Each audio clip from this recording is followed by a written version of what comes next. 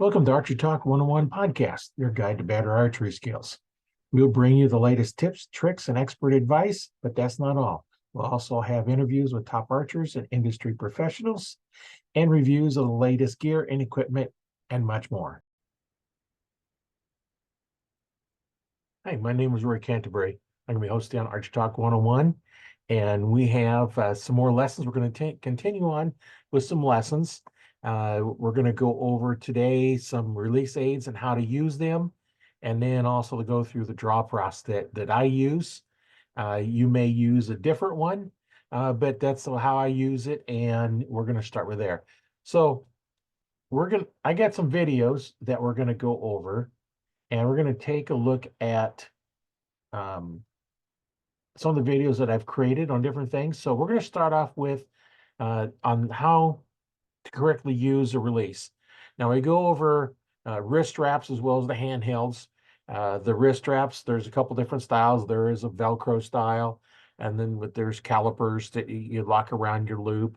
And then there's the kind that have the buckles and then the hooks on them, and there's a couple other styles out there. But that's the two I have, and I show is also I show a handheld release and how I use mine. Each one's a little bit different, but there's a couple different variations. So let me go ahead and we're going to get the first video started up here on the way. Let me go ahead and get it started. Okay, the correct way to use a release. I'm going to start off with let's go back here and start it. And let's go ahead and share my screen. Okay, there's a couple of videos that I've created on different things, teaching different things on here. And we're going to go over this first one here. And I think we are sharing the sound. Oh, let me make sure we share the sound so that you can hear it.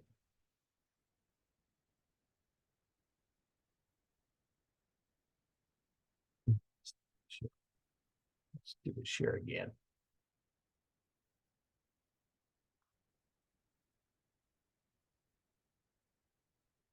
Okay, now we're sharing it. Make sure we get the sound on. So I'm going to go over a couple different releases and show you the proper way according to the way I learn it and I teach it. Okay, the correct way to use a release. We're going to start off with a caliper type one, which the jaws just open up. Now these are called a wrist release. They don't go on the hand. A lot of people put them on the hand and start pulling with the hand. And as you're pulling, you're going to see that as you pull from here, just take your hands like this and try it and pull, and you're going to feel separation in the wrist right here. So you're pulling on the hand here. If it's back here, you can pull with your back muscles much easier. So you want to put the strap on so that it goes around. Now this is the Velcro one, and you'll see why I don't really like the Velcro ones when you get ready to draw. They're a little bit noisier. See, it's up on your wrist. I don't know if you can hear that or not, but that Velcro is tightening up and making a noise. So if you get ready to draw your bow, you're going to draw back and you're going to have that noise. Now what you're going to do is you want this trigger to be fairly short. When you get ready to draw, put your finger behind it. Because what will happen is as you get ready to draw, if your hand is in front of it and you make a fist, you will fire it. And as you're drawing back and it goes off prematurely, you're going to smack yourself in the mouth. So you always want to have it short. So now, when you get ready to hook it up, you have to look down on it, and now you're going to start drawing. Now, because I don't have an arrow in here, I'm not going to draw it back. So I'm going to put my hand on here, and that's how I'm going to start my draw. So that's how you use one of these type. Now, you got the pros and cons. If you have this out firing at the tip of the finger, you're going to have a tendency to want to pull the trigger. That'll cause target panic. So now let's go with a different style one. This one here has a hook on it. I prefer those. Has the little hook on it like this. When you pull the trigger, it just opens up instead of the jaws opening up. So now you're going to put this on. It takes a while sometimes to get the hang of putting these things on. You're going to put this on, and you want it there again, around your wrist. There's a little spot right here that holds it. So now you're pulling, you pull from your back muscles. Now this one here, nice thing about this one is when you have your bow, I don't have to look at it to hook it up. I can find the loop and I can hook it up. Now there again, you don't want your finger in front, because if you have your finger in front, make a fist, it's going to release on you. So that's why if your finger's behind, you're not going to be apt to pull the trigger and smack yourself in the mouth. Now, on to another type is one that you hold in your hand. They call them a thumb release because everybody likes to do them wrong and just pull the trigger this way. That's worse than using your index finger because there's less dexterity in the thumb. The way these are supposed to be used is, now this one has the jaws like the first one I showed you. You're going to hook it on here. Nice thing about these, you can leave them hanging on the bow. You're going to grab it when you pull it back. You want that trigger back here on your thumb, not here, not out here, back here, because now as you pull, it will release. Okay, for those that are just listening, the difference is where that thumb release goes, the knurled knob on this one here, that was on the joint where the thumb and the thumb before it gets to where your hand meets, your thumb meets into your hand. And I prefer it back in there where it fits into the hand, because then you have less tendency to actually use the thumb to actually pull the trigger. So back here, as you come back, and you're going to release by just rolling your hand, using your back muscles to pull that back. Okay, see how that works? Now, this one has a lot of movement in that trigger. See how much movement that is before that jaws open up? When you feel that, when you're shooting with back tension, you're going to feel that. Now, let's look at this one. This is Chocolate Addiction, Carter. See how much that moves? Almost can't tell it's moving. So this one here, you're going to hook around here like this, and when you're out hunting, you just come down, you have, you know where the release is.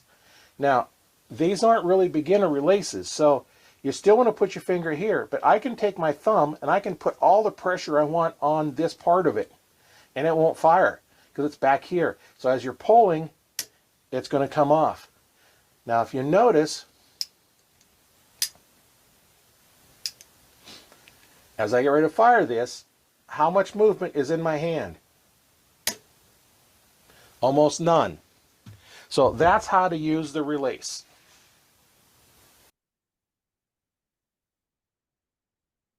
All right, we'll stop sharing on that one here.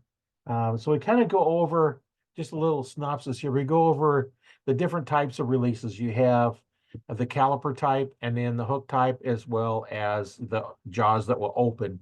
And you just got to figure out what's best for you.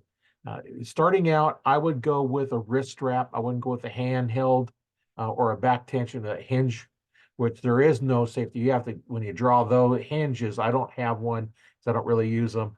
You have to actually tilt your hand forward so your thumb is actually back as you're drawing back, because that motion, if you're not careful as you're drawing back, that motion will actually fire them, because there is no way to keep off the trigger, because there is no trigger. It's just that hinge. As it turns so far, there's a point where it just releases on you. So when you get one of those, you have to have some experience before you get into one of those type. Once you learn how to use one, there are a lot of advantages to using them over the other kind. The big disadvantage in hunting is when it gets cold, you got to hold that cold metal on your bare hand so you can actually feel the trigger. You got to at least have the opening where your release, the trigger actually fits into your hand. And the way I do it, it comes back clear into my hand. So I've got to have a lot of opening area in there. So most of it is on my glove. That hand is mostly just on the back. Most of the front is pretty much gone, so that I can feel the trigger, because it is a sensitive thing that you want to do. Now, when it gets cold, I go to the buckle-on wrist strap, because there I just need to have my index finger out in the cold. The rest can be, on a glove. So I don't have to have, everything exposed, especially like today when it's like 10 degrees out. And that'd be no fun to grab a hold of a piece of aluminum that's been sitting out there at 10 degrees and then you're going to freeze your hand. So just pick a release, get a good quality release. Now I showed the two different handhelds. I showed the Carter, which has got a very hard and minimal movement in the trigger. And I showed the other one, it has a lot of movement in that trigger. And I can shoot it, but it's you can feel it moving. And when you feel it moving, you think about the trigger moving, not aiming. So that's one of the things you're going to look at that. So that's where we want to go with our release. Get one that's comfortable for you. Spend the money on a release before you spend money on getting a fancy bow. Get something that works, that fits you, and then start off with a kit that has, the best way for a beginner to start off is get a bow that comes with the rest, the quiver, the sight, and everything you need. You just got to buy some arrows and start off with, get the least expensive arrows. Don't go with the Comp Pro, the 1000 straightness. Go with the 3 or the 6000 until you get your skills up, and you quit losing arrows. Why lose the high dollar ones when you can lose the little bit lower end bows or arrows? But spend the money on a release. That is where you're going to get your most bang for your buck, is getting a good quality release. There's a lot of manufacturers out there that make good quality ones. I have Carter, I have Scott, Stanislavski makes another great one. True Ball makes a good release as well. They have the lower ends and the higher end ones as well. We actually had a guy from True Ball on here, the CEO, and we talked to him a little bit about releases. And I learned a lot about the releases they make, because I've always just had, the few releases.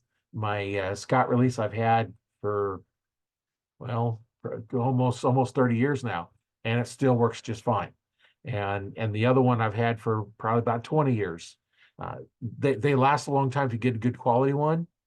I had some when I started out. It was a cheap brand, and it didn't take long and it broke. That's a whole other story on that one. The brand of that one was called Failsafe. Well, it failed, and it failed safely because the arrow went in the ductwork in the indoor range. So nobody got hurt on it, but it failed. That's what you get when you get the low quality releases.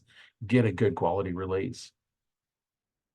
So let's go take a look at another video that I've got in here. And this one is going to be on how to correctly draw your bow. I do have an arrow in here. We're going to go through that. And so let me go ahead and get that screen ready to go. And we're going to play here, and we have our sound turned on. Today we're going to show you the proper way to draw the bow. Now remember the hand grip. We're going to go in here. Now this is the process that I use. It's not the only process you can use, the only way you can do it. Do what's comfortable for you, but this is how I do it, so I do it the same every time. And go down on here. Now this bow happens to have a drop away, so it's going to pull up when I shoot. That's what this little string down here is for. But I'm going to put a little pressure on there, and I'm going to hook the release. Now I'm going to show you with a caliper style release. This is my it's actually not caliper, it's got a hook on it. One I use here. So put your hand in here. I like to drop it down with a little pressure on the string, so you can see I pull them back. A little pressure on the string. Now I'm going to step up. Now when I get ready to draw, if I draw from here, I'm going to end up leaning back.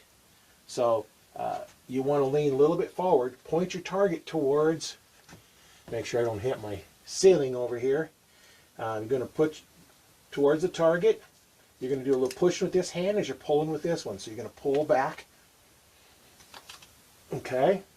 And now you're going to get your kisser button if you have one of those. Your peep is going to be lined up. And now then, when you get ready, you're going to put your finger over the trigger. And now that is your shot process. Now on that one, it's the finger is on the second knuckle back from the tip of your finger. That's where you want to put your trigger. If you have it out the tip, that you have a tendency to pull the trigger with your finger, and which can help you develop target panic, and nobody wants that. Okay, now this one's going to be on how to draw a handheld release. Some call them a thumb release, but you don't actually fire with the thumb. Remember, I went over that earlier. So on this one here, this one I actually hang off of the string, which is the way I use it when I'm hunting, so I can find it without looking at it. But you're going to put your hand all the way in here, and now there's no place to put your thumb behind it, so you just got to remember to keep that thumb off of this trigger, because if you pull that, it will fire. So now, same process as before. Put your hand in here, get that hand position. Now, when I draw, I like to put my thumb beside it because that's not even near to the trigger. So now, as we come up and draw, the same process. Now then I can turn the release and get it to where it's going to be able to fire. And what I did on that one is when I get ready to shoot, I actually let it roll towards my little finger, so that the little finger end kind of rolls a little bit forward. That allows me to put my thumb on the release itself. And then I can start getting my pressure in there rather than having it back and then trap my hand on there. That helps get my finger or my thumb around there so that I can get pressure on the release and get the trigger preloaded with a little bit of weight, so that I will go through my drop process. It will go ahead and fire.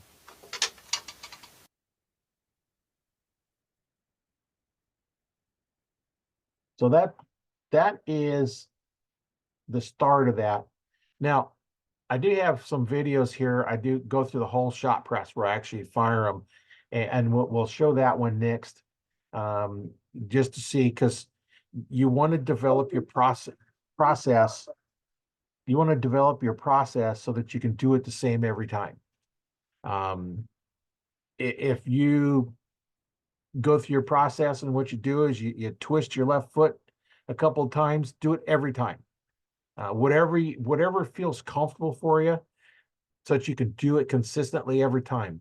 The key in archery is you need to store energy and aim, but you need to store it in the same way every time. The more you can repeat what you're doing, the more accurate you're going to be, because it takes all those variables out of there. One time you draw back and your hand's in one position. Next time it's in a different position. It's never going to work as good as it could if you're consistent. So let's go ahead and we're going to start this last video here. And we're going to go through the shot process. This is where I go through the whole shot process. We're going to start off with the handheld release first. Okay, and this one here is going to be the shot press that I go through. Each one of you are going to have to kind of decide on your own process, but do the same thing every time. So I normally have my bow sitting on my hip, or I've got a sling that fits in. I put my hand in the sling, drop it down with a little pressure on it. Now I'm going to lean a little bit forward. Now where I'm putting pressure is I'm putting pressure on the heel part of your hand. Right there, you follow your little finger down, you got that little meaty part. You follow your thumb down, you got that little meaty part. And what they call the lifeline, it comes down, runs between those two. You want to be pushing on that spot right in between there. For those martial arts, just think of a heel palm strike. That's the part you strike with. Now, to kind of know where that pressure is and what's going to happen if you don't use that, you're going to relax. Go ahead and try this. If you're not driving, of course, let your hand relax. Go ahead and let your wrist tilt back a little bit. Now take your index finger and push straight from your hand to your elbow and see what happens with your hand. It doesn't do anything.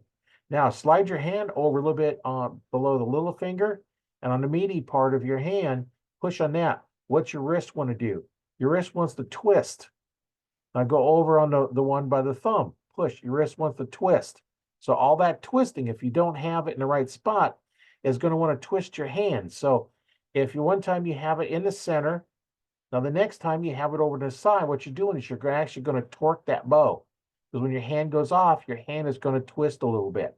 So you want to have that pressure right there and feel that pressure. Every time you draw back, you want the pressure to be identical every time. Well, let's continue on with the video. And draw with my back muscles. And now I'm going to get my kisser button, touch the tip of my nose. I'm going to see my P. Now I'm going to start taking my thumb over here and putting it on the target, or on the release. I'm going to put my pins where I want them to go. And now I'm just going to start aiming and keep pulling until it goes off. Okay, now we're going to go through the shot process. If you have a caliper type or wrist type, I'm going to use the one with the hook on it because that's what I'm used to using. And now I'm still going to go through the same thing, the same process I did with the other one. I'm going to do both sides. I'm going to put my hand in here, put a little pressure on it. Now I'm going to lean forward with my finger behind the trigger, draw back, get my kisser button lined up, my nose lined up, and my front sight. I'm going to put my finger over here on top of it. Notice how it goes clear up to the other knuckle here. My fingers are all relaxed. And I'm going to put pressure. Now I'm going to start aiming and pull the back muscles. So you notice that I was using two different type releases, held completely different hand position. One was firing off of the joint between my thumb and index finger, and the other was fired off my index finger. So the shot process was the same. The alignment of the string was the same.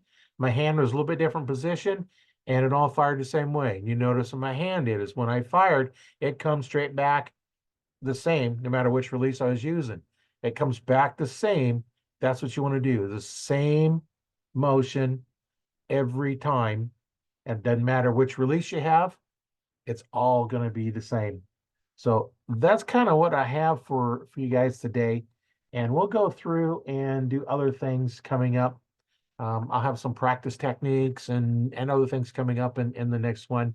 The next one, I actually have an interview scheduled for the next one. So we'll do an interview and then we'll go back and we'll get some more lessons in here. And we'll just kind of keep teaching, all these things in here. And if you want to learn more, join the Archery Talk 101 Facebook group. There we have, besides myself, an instructor, also bow technician. We have others in there that also teach, instructors. We also have others that work on bows.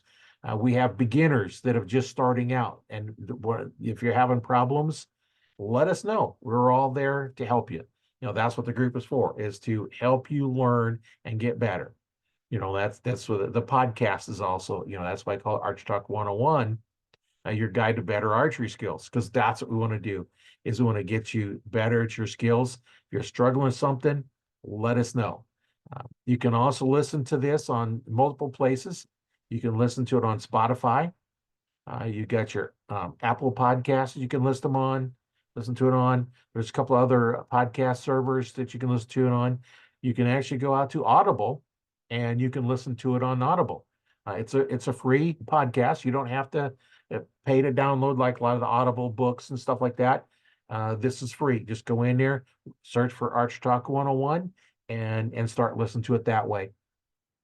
The other way you can actually watch the videos is go out, like I said, to the Archery Talk 101 Facebook group, as well as you can go out to my YouTube channel, which I have a lot of stuff out there. That channel is named Learn to Fix It Yourself. So you can just go on YouTube and then just search for Learn to Fix It Yourself. You could also probably search for Archery Talk 101, and you probably find it that way as well. I have all the podcasts are out there that I've done. This one is number 158. So there's a lot of podcasts out there, a lot of information, a lot of interviews, as well as a lot of stuff you can learn. I learn a lot of talking to archers. I learn stuff and they learn stuff. That's all we're doing is here. We want to help you learn what's going on. So if you have any other questions, feel free to get a hold of me. I'd be glad to help you with whatever you need to do to help you get a little bit better. We can, take this journey and make it a little better and Just remember, when you're out there, if you're on my YouTube channel, go ahead and subscribe to it so you know when I bring up new videos. I call it Learn to Fix It Yourself because I also have freeze drying videos. I have welding videos. I have tanning videos, gardening videos, all kinds of projects, whatever project I'm working on, learn to fix it yourself. Well, archery is something you can fix yourself. You just need to have somebody show you how to do it. That's what the whole channel's about, is learning, and I'm just out there teaching everything I can. And I learn stuff. When I'm making a video, sometimes I don't know what I'm doing, but I'm figuring it out as we're going along. And if I can help you with a problem, that's what it's all about. So thanks for listening to this far. Don't forget, keep up on them. Make sure you get your notifications in so you get notified when new podcasts come out. The podcasts come out on Spotify and Audible every Friday and Monday mornings at 6 o'clock. It's available. The videos are available on Tuesdays and Thursdays at 6 o'clock at night on the YouTube channel. And generally they'll be available in the archery group right away. Some are recorded live. The lessons, I'm not recording those live. But although interviews are recorded live, go in the group, you can actually communicate with us while we're having them. So that's an advantage to being in that group. So once again, my name is Roy Canterbury. I'm your host today on Archery Talk 101, and I hope you learned something from this one. If you did, leave a comment, and we'll go on to the next one.